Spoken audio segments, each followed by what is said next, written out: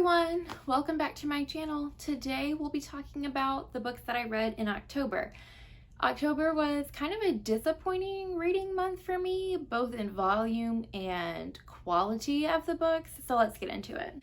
The only nonfiction book that I read in October was Midnight in Chernobyl by Adam Higginbotham. I didn't realize that was his last name. That's really unfortunate. But anyway, this is a book obviously about the nuclear disaster that happened at Chernobyl in the 80s. And it was a good book. I had a good time reading it and learning about the disaster.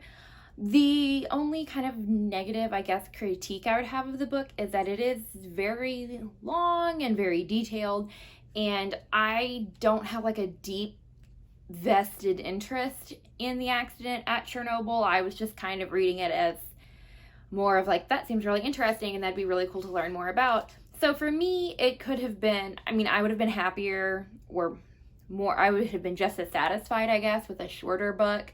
But this was, again, very interesting, super detailed. If you want to learn more about what happened at Chernobyl, I would highly recommend this. I know that the author spent, I think, like literally decades compiling this book. So I definitely commend him for that. You can tell that this is like a labor of love. So that is Midnight in Chernobyl. That's really all I have to say about that. I just have a really hard time reviewing nonfiction books because I can't really talk about like character development or plot or something. Like, it is what it is. The only thriller, I guess, that I read in October was The Lying Game by Ruth Ware. Ruth Ware, in case you haven't noticed, is one of my favorite authors. I absolutely love her books. So I was really disappointed that I didn't love this book as much as I loved her other books. I was kind of let down because this is also a Reese's book club pick, and I feel like normally Reese Witherspoon's like book club, I enjoy the books that she picks for her book club. But this one, to me, the twist was really disappointing for Ruth Ware. I feel like normally she does much bigger like endings, I guess. And this one also read really slowly. When I picked it up, I was like, oh, I'll read this really fast because her books are generally, I feel like, pretty quick moving, and like I'm very invested in figuring out like what the big reveal is going to be. And this didn't have that as much for me. I will say I liked the characters a lot in this book. It's about a group of girls who basically reconnect years later after they went to basically high school, I guess, but they're in England. Ruth Ware is British. And they end up reconnecting, and the premise of the book, basically, you can tell something really bad happened. The girls were only together at school for a short time, and then something happened where they were expelled and kind of went their separate ways. And the twist is like trying to figure out, I guess, or like the plot of the book is trying to figure out what ended up happening that was so horrible that these friends like haven't seen each other for nearly 20 years. And what like made them come back together.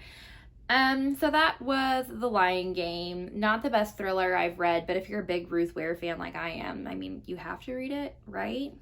Then I read, I guess this wouldn't be a thriller, I guess this is horror. I read The Haunting of Hill House by Shirley Jackson. I'm really happy that I picked this up because The Haunting of Hill House, the TV show on Netflix, I've seen like 4 times now. It's one of my favorite shows like of all time. I'm obsessed with it. So I just absolutely had to pick up this book to read for like Halloween vibes. I will say, if you're going into it as a fan of the show, I did know that it was going to be very different, but can confirm the book is completely different from the show. You can tell how the show very vaguely drew from this like for inspiration. Like in the show, the main characters are all siblings, whereas in the book, the characters are not related. They're brought together to investigate this supposedly haunted mansion.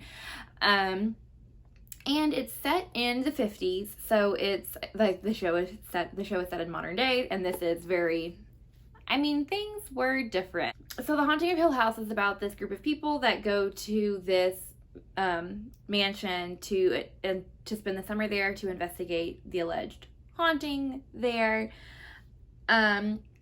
And what is kind of neat about it is at the end of the book, Jackson kind of leaves it up in the air whether really the main character, Eleanor, whether she has kind of gone crazy or if there is a genuine haunting going on at the house.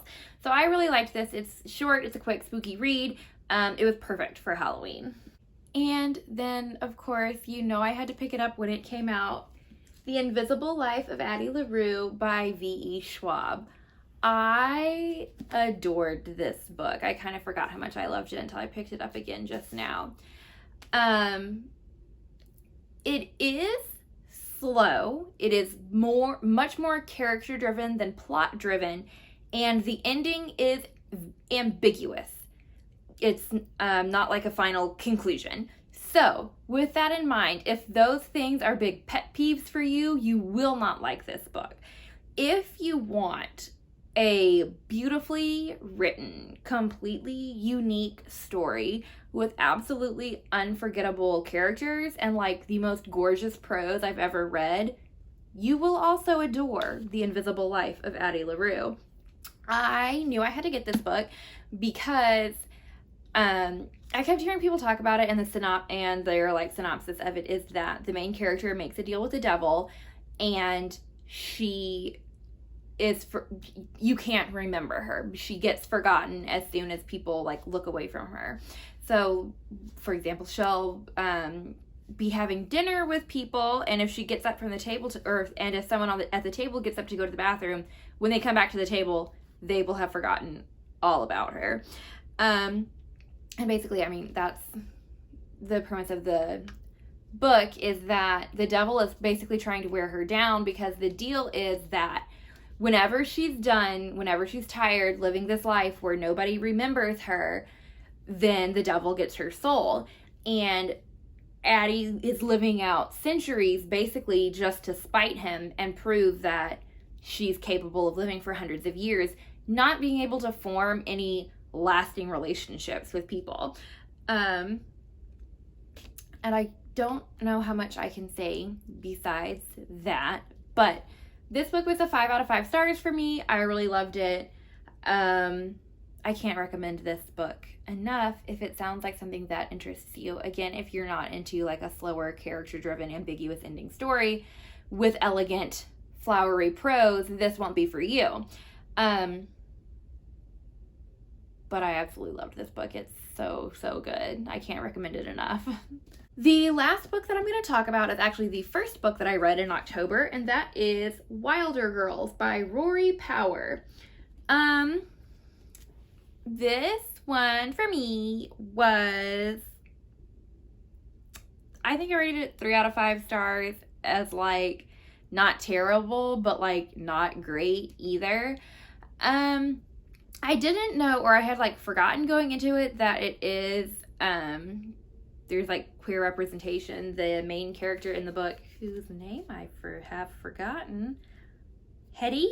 The names of these characters are so bizarre. It's set in like the near future, and like the main character's name is Hetty, and I just hated it so much.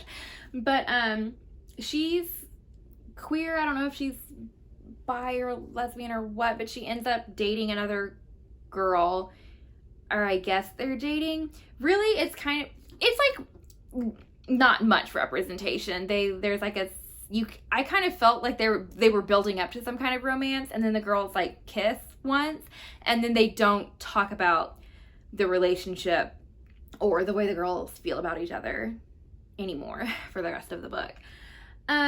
But the premise of this book is that it's an all-girls boarding school on this island off of the coast of Maine, and it was kind of funny to read like now in COVID. This was published pre-COVID, but there's been some kind of like outbreak. The girls are quarantined on the island, and the disease or whatever it is changes the girls. So like Hetty, the main character, has lost her eye because of the disease.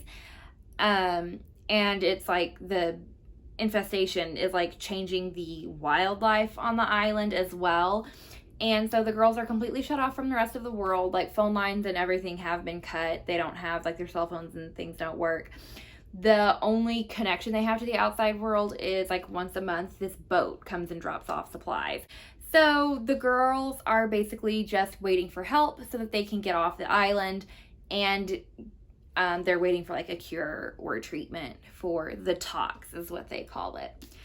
I feel like Rory Power focused too much on giving the book maybe like really spooky, mysterious vibes, and it ended up not working for me personally. And again, the characters were fine. It just felt weird to me how they built up this like romance between the two of the characters and then kind of dropped the ball on it. And again, with like the weird spooky vibes, I felt at the end of the book I didn't have enough questions answered. Not really a memorable read for me now at the end of the month, going back trying to think about what I had read. So those are all of the books that I read in October.